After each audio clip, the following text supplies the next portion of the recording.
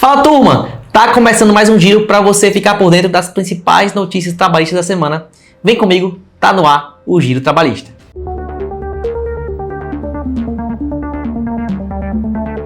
Prorrogada mais uma vez regras sobre trabalho em feriados no comércio. Como já tínhamos falado anteriormente, o Ministério do Trabalho voltou atrás mais uma vez e adiou a entrada em vigor da portaria 3665 de 2023, que trata das regras do trabalho em feriado no comércio. A nova data, 1º de março de 2026. A decisão foi anunciada para que empregadores e empregados discutam tudo com calma, de forma técnica e respeitando o diálogo social. Para quem não lembra, essa portaria foi publicada em novembro de 2023 e mudaria a regra atual, que permite o trabalho em feriados no comércio sem precisar da autorização do sindicato. Quando e se entrar em vigor, só será possível abrir o comércio em feriados se houver norma coletiva autorizando, ou seja, acordo assinado entre empregadores e empregados. Uso indevido da imagem de ex-funcionário. Empresa é condenada a pagar R$10 mil a ex-funcionário por usar sua imagem em propagandas mesmo após a demissão. O caso aconteceu em Minas Gerais. A empresa alegou que tinha autorização assinada pelo trabalhador, mas a justiça entendeu que o uso da imagem só valia durante o contrato de trabalho. Segundo a desembargadora, os direitos de personalidade, como o direito à imagem, são intransferíveis e não podem ser usados por tempo indeterminado, ainda mais quando a autorização foi dada em um contexto de desigualdade, como vínculo empregatício. A decisão reforça: autorizações genéricas e sem prazo não permitem o uso da imagem após a dispensa. Loja de calçados indenizará a vendedora que transportava valores. Mais uma decisão importante do TST sobre a responsabilidade das empresas no transporte de valores por seus funcionários. Uma vendedora de uma loja de calçados em Porto Alegre vai receber indenização por danos morais depois de ter sido obrigada a transportar dinheiro da loja até o banco dentro do shopping onde trabalhava. O caso foi parado no TST e a primeira turma manteve a condenação. Para os ministros, o risco de transportar valores faz parte da atividade, mesmo dentro de um shopping. E esse tipo de transporte, quando feito por pessoas sem preparo, é uma situação que presume o dano moral. Ou seja, a exposição ao risco, por si só, já justifica a indenização, que foi fixada em R$10 mil. Bancário sequestrado em assalto receberá R$300 mil de indenização. Vítima de sequestro durante um assalto vai receber R$300 mil de indenização por danos morais. O caso aconteceu em Minas Gerais.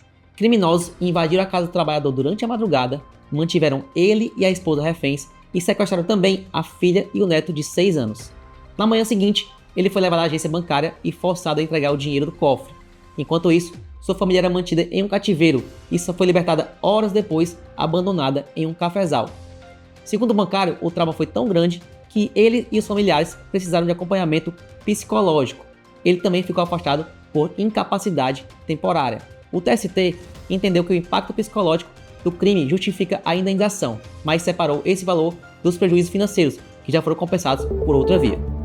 Pedido de demissão de trabalhadora que tratava depressão e ansiedade foi anulado. A Justiça do Trabalho anulou o pedido de demissão de uma gastrônoma que sofreu de depressão e ansiedade e determinou o pagamento de R$40 mil de indenização por danos morais, além de todas as verbas rescisórias. Segundo a trabalhadora, ela assinou o pedido enquanto estava medicada em meio à crise de saúde mental, agravada por um ambiente de trabalho tóxico e casos de assédio moral. Testemunhas confirmaram que ela chorava após conversas com gerentes e um laudo pericial comprovou que a doença tinha relação direta com as condições de trabalho. O juiz afirmou que a empresa, ao invés de acolher a funcionária no retorno ao trabalho, a isolou e a fez se sentir inútil, o que acabou forçando a decisão de sair. A empresa foi condenada a pagar também o equivalente à garantia de emprego e a devolver os gastos médicos ligados à doença ocupacional.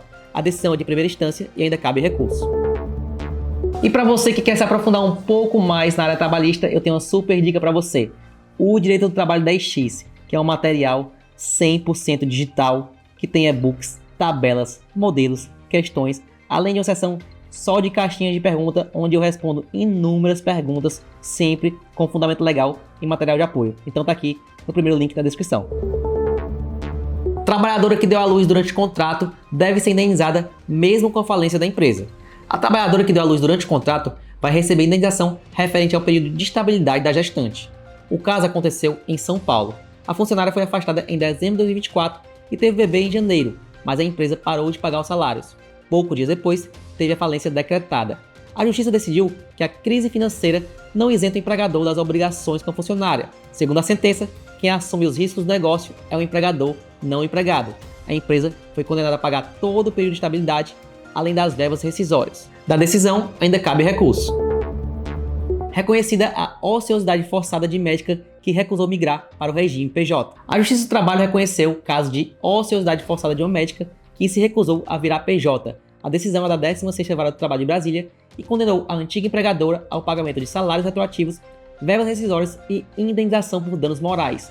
Segundo a médica, depois que não aceitou mudar de contrato CLT para pessoa jurídica, foi afastada das escalas de plantão, mesmo sem ser formalmente demitida. Isso durou quase 2 anos. A própria representante da empregadora confirmou que todos os médicos foram orientados a fazer a mudança. Como ela recusou, ficou sem ser chamada e praticamente sem receber nada. A juíza do caso foi clara: o empregador não pode manter um trabalhador sem função e sem salário só para forçar uma mudança contratual. Isso fere a dignidade e os direitos básicos do emprego formal. Além dos salários, a médica também vai receber férias, 13º, FGTS e aviso prévio. Ainda cabe recurso. TRT de Minas Gerais afasta vínculo empregatício entre ex-casal. O TRT de Minas decidiu: não há vínculo de emprego entre uma mulher e seu ex-companheiro com quem ela dividia a administração de uma pizzaria.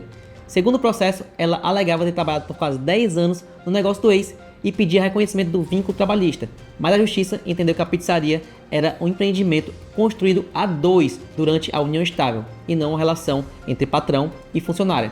Testemunhos e documentos comprovaram que a autora tinha poder de decisão, administrava o caixa, cuidava das finanças e até dava ordens aos entregadores. Além disso, o negócio estava em nome dela e era conhecido na cidade como a pizzaria do casal. Com base nas provas, o TRT de Minas Gerais concluiu que havia uma sociedade familiar, não uma subordinação jurídica, e manteve a decisão que negou o vínculo de emprego.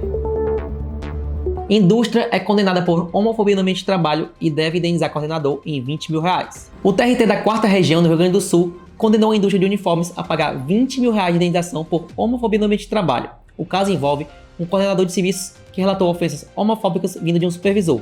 Uma testemunha confirmou que ouviu frases como: se tivesse um filho gay, o mataria, além de xingamentos e comentários preconceituosos feitos na frente de colegas e do próprio trabalhador.